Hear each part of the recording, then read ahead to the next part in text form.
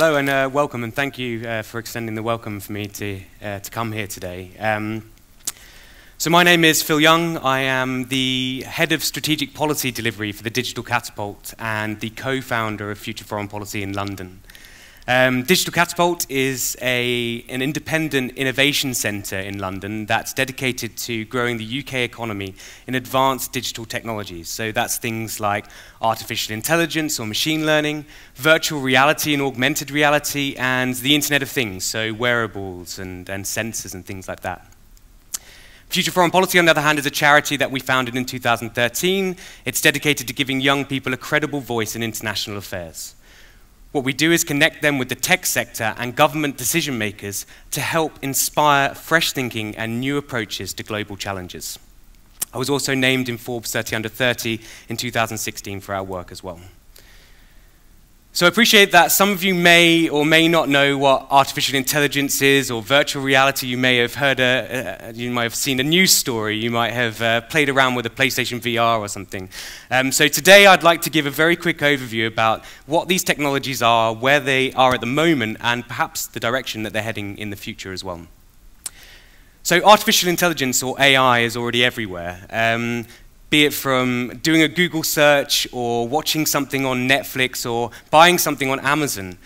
Every decision you're making is actually building up a data picture for yourself that artificial intelligence can then interpret and predict what you might like in the future. What that means is, I suppose, a lot of the artificial intelligence that's coming through to the fore in the market today is all about this intelligent, predictive use of data. And it's called machine learning or deep learning, and it's expected to become a $15 trillion market by 2030. And there are already lots of use cases of artificial intelligence that's springing up everywhere. So you have things like Benevolent AI in the UK, which is an artificial intelligence company that's focused on medicines discovery. So every day in the world, there are roughly around about 10,000 medical papers published or updated. What that means is that for a medical professional, it would take an entire lifetime to be able to embrace the reading of these papers just to extract any information and ideas out of them. With AI, and in particular with something called natural language processing, which is essentially being able to read a document like a human would and extract information or ideas out of it, you can actually do this at scale. So those 10,000 papers can be read very, very quickly. And what you can do then is spot patterns, and you can see trends in the ways that medicines are being developed. So in trials, whether they're successful or whether you are actually using well, I suppose any of those trials are actually unsuccessful as well. So what that means is that artificial intelligence can extract and reduce the timelines for the discovery of those medicines and inform decision makers on how those should be developed in the future. And that will accelerate the time frame to market for game-changing drugs that may cure diseases. There's also things like Babylon Health, who are also based in the UK, but also doing a lot of work in Rwanda at the moment. So Babylon, in particular, they have a mobile application that has a lot of data, and artificial intelligence is interpreting that data that's been input by GPs or medical professionals. And what that means is that when, in Rwanda, where they have lots of access to mobile phones, but don't have as good access to healthcare, what that means is that the artificial intelligence can interpret the symptoms that you input, and ultimately it can make a decision as to whether you need to see a medical professional or not. And in that scenario, you can go on their app and you can actually do a video call with somebody in a different country, doesn't matter if they're in Rwanda or not, and be able to have a conversation with a medical professional who can tell you what's wrong with you. So it's things like that that are game-changing, transformational. Google are even using artificial intelligence for real-time translations in the future. So imagine being able to put some earpods in and have a conversation with someone who's speaking fluent Chinese. The effect of that on the way we communicate in the future, the way that we live, the way that we look after ourselves, is going to be completely game-changing. Virtual reality, so it's things like the Oculus Rift or the HTC Vive, or it might be the things like augmented reality, so Pokemon Go is another one where you might have heard of, which is the layering of information over reality. And mixed reality, which is something, well, I suppose it's an immersive environment where actually what you're doing is you're able to interact with the physical environment around you as well as the virtual environment. That's things like Magic Leap, which has just been launched this year, and the HoloLens, the Microsoft HoloLens, which was launched a few years ago. Virtual reality has extraordinary effects on the way that we'll approach entertainment in the future, but also the way we approach our lives and the way we work as well. So you might go in the future to a VR cinema or a VR arcade. You might also go in the future to see a surgeon that has actually been trained using virtual reality or augmented reality on the procedure that he's undertaking as well. You might also use virtual reality for designing cars, or you might use it for visiting a country you've never visited before because you want to potentially visit there and you would like to see what it's like. You might even use mixed reality headsets and dial into work in the future, and you're not even in the same country, and you can still physically interact with the people who are there. Companies like Improbable are using artificial intelligence and VR to spin up large-scale virtual worlds as well. In the future, I'm not talking necessarily Ready Player One, but there might be virtual worlds that we all interact with a lot more regularly. And it's that sort of game-changing shift that's going to be huge in that space. The Internet of Things could be anything from the Fitbit on your wrist through to an Apple Watch. It might be a sensor on a factory floor that tells an engineer that it's vibrating a bit of machinery is vibrating too much, or it is overheating. In the future, you might see actually Internet of Things combining with artificial intelligence as well. So you might have a wearable earring that actually, or a watch that monitors your heart rate and other symptoms and predicts when you're going to get ill in the future. Slightly more fun thing might be if you're running or going for a walk. How about trainers that actually power up sensors on your body that monitor your temperature as to whether you're too hot or too cold, and then cools you down or warms you up based on how you're feeling? Or how about a t-shirt? Let's say you've got an allergic reaction, or you have a heart condition. How about a t-shirt that changes color, that indicates to a medical professional that you need medical attention? If that boggles your mind a little bit, let's kind of rewind back and think how much it's going to confuse the older generation. Young people in general are probably much techier than their parents. So it's really the underlying base of information and understanding that young people have from really a very young age nowadays. That's a game-changing thing that's completely different from other generations. They've grown up with the internet, they've grown up with mobile phones, they've grown up with iPads, they've grown up with Facebook, Snapchat, Instagram. I remember I didn't get the internet until I was 11 years old, or a computer until I was 11 years old, and I didn't get a mobile phone until I was 13. And I'm only 31. So really, when I was growing up, I had a computer in my cupboard that it would take 5 minutes to load a web page, and probably longer if it would have a picture on it.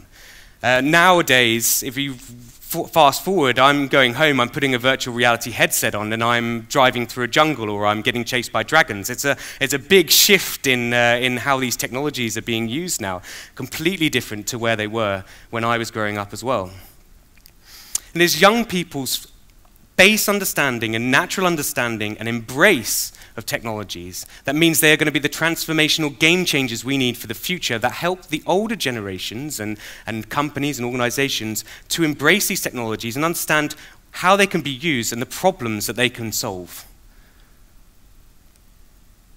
It's for this reason that we actually launched Future Foreign Policy in 2013.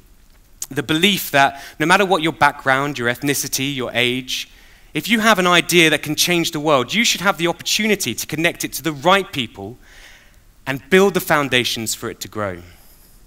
This isn't a revolutionary idea. We see this from innovators across the world, from startups and scale-ups through to science and technology researchers, through to social enterprise. They all work towards actually driving change and improving the world that we live. And it is this rate of change, this technological rate of change, that is transforming the world and meaning that we're embracing change in our daily lives more than any other generation before us. It is rapid.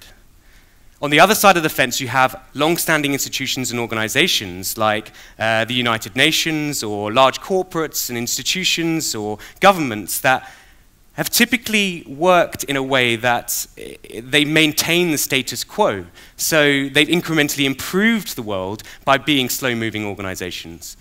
But it's the rate of change and the pace of change and the democratization of information on a global scale through the internet that really means that they can't keep pace anymore, and the instability that they've been trying to avoid is impossible to avoid.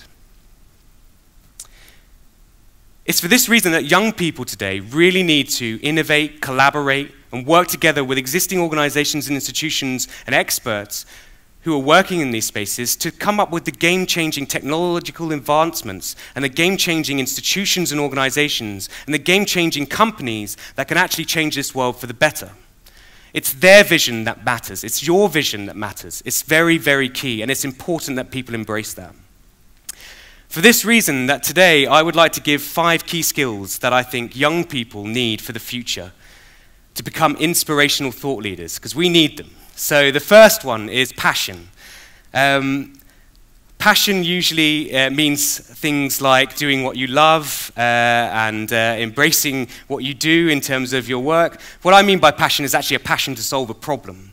When we set up Future Foreign Policy, it was all about how we could solve a problem for ourselves.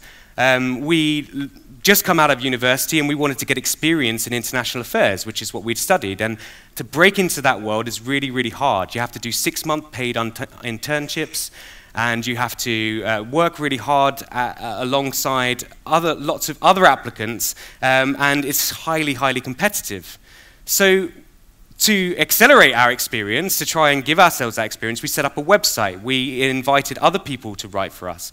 And before we knew it, we had 300 writers from all over the world, from the UK, from the EU, from the US, from the Middle East.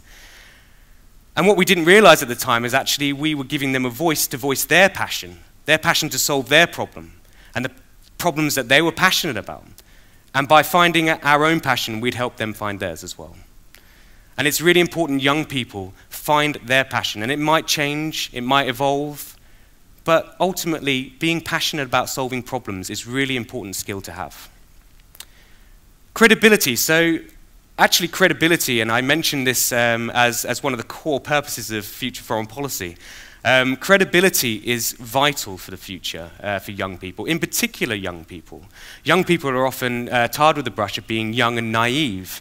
Actually, I think rather than being young and naive, the fact that a lack of experience for young people means that they can approach problems in different ways. They can think outside the box. They can tackle those problems in ways that haven't been thought of before because they haven't been scarred by past failures. But at the same time, it's really important that they work with organizations and experts in the field who are already looking at these problems.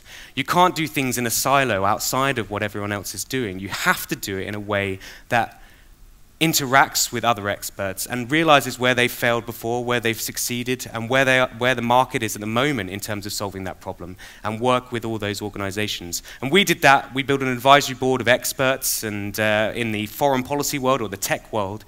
And by doing that, we raised our reputation as an organization. And it meant that we could interact in a world that had institutions that had been long-standing for hundreds of years and disrupt it. And that's because we built the credibility to do that. Third one is tech first. So technology first, I don't mean coding necessarily. I don't mean becoming an artificial intelligence expert or a developer, although those jobs will inevitably be very, very important in the future. And I would encourage anybody who has the interest to do that. Actually, in reality, by being young, you have this understanding of technology. And I think in the future, it's not necessarily about coming from a science technology background. As mentioned, my background is actually in history. I now work in the technology space, and increasingly in the future, what you'll find is a lot of people are sitting in the technology space who haven't ever done any coding or any background as well, because actually it's that translational interface that young people will be able to provide, and that embrace of technology and a lack of fear about technology that actually will help drive change for the future. So rather than tech first, I think ground it in the problems of the real world, but understand that just by being young, you're in a really strong position. Number 4 is be patient. Millennials and young people are often tarred with being impatient, and generally speaking, it means that they go into a company and they don't really want to do the boring, mundane, administrative tasks that set up your career. They want to be successful and do interesting things and exciting things straight away. Well, I don't like putting people in buckets, to be honest, because I think everybody doesn't want to do the boring, mundane, administrative tasks when they first start out at work. And I think everybody wants to be successful straight away. So I don't think you can just label young people with that. But what I mean by being patient is actually that experience that you get of doing those things helps you to deliver projects. It helps you to understand how data can be used. It helps you to understand how you can drive impact. It's how you can build an organization from the ground up. It's how you can actually make change. So be patient. Understand that your career is a stepping stone and various stepping stones to success. If you want to be a CEO in the future, or you want to be a Nobel Peace Prize winner, all of those steps, you have to be patient and pick up all the experience that you can to be able to actually drive change and enact change in the future as well. Finally, be entrepreneurial. I don't mean be the next Jeff Bezos or Mark Zuckerberg. In fact, actually setting up a unicorn is highly, highly unlikely. And although some people in this room may do it, it's incredibly rare. It might not even be about setting up a startup.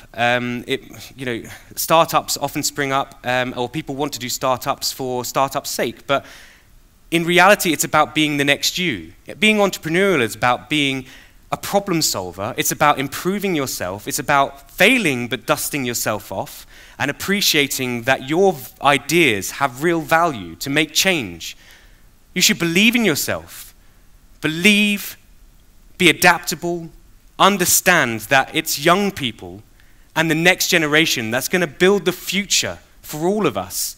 And we have to engage with those young people. We have to give them an ability to be able to drive that change. Because without them, we're not going to be able to believe in that change ourselves. Thank you very much.